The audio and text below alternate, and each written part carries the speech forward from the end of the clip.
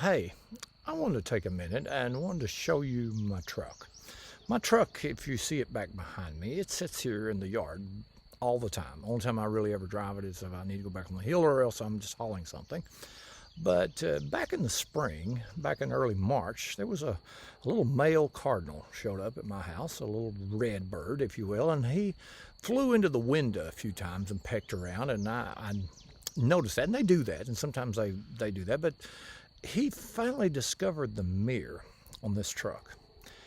And ever since then, he has come every day and spent his day pecking on this mirror.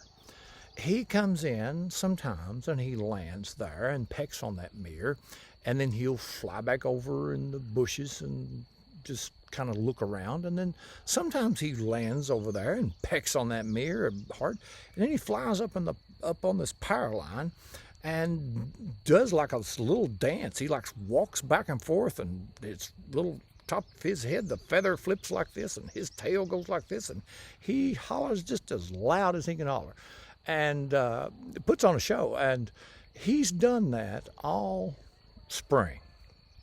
And I got to watching. I've watched him, and I got to thinking about that. And he is a lot like us these days. It seems like these days that everybody is scrolling on their phones, and you pick your phone up and you look, and all you see is stuff that makes you mad, that makes you want to argue with someone, makes you frustrated. You see this, all of this violence and all this racism and all of this politics and this virus and everything else, and it can get to you. I mean, it can really make you upset. And I just thought about how this little bird, he comes here and he fights against an imaginary enemy. He thinks that reflection is his enemy.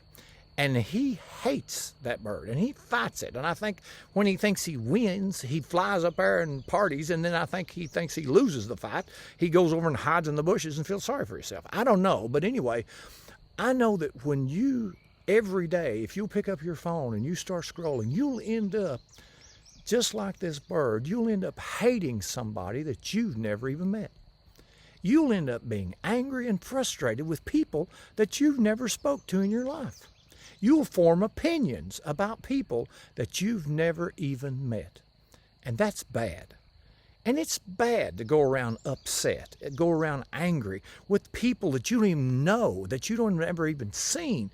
And you know, it's a sad thing about it. It's the same with this bird. He has spent all spring banging his head against this glass. And you know what? Whenever he flies up on the top wire and acts like or feels like he's won the battle, there's all kinds of little female cardinals comes out and lines up on this wire and watches him do his dance. But you know what? He's not interested in them at all. He doesn't care. He doesn't notice them. He's only interested in this bird in this mirror that he hates with everything in him. And that bird's not even real. And he's missing an opportunity. He could go home with one of those pretty little female birds and have a nice little home, raise a family, live happily ever after. But he's wasted his whole spring, and he may not get another spring, but he wasted it banging his head against glass, against something that he hates that doesn't even exist. And I don't want us, me and you, it's easy to do, it happens to me. I don't want us to waste our days angry with people we don't even know. I can assure you that if next time you pick up your phone and you start to scroll and you feel yourself getting angry, you feel yourself getting frustrated, you feel yourself wanting to tell somebody off or tell somebody or do something, look around the room. God has blessed you.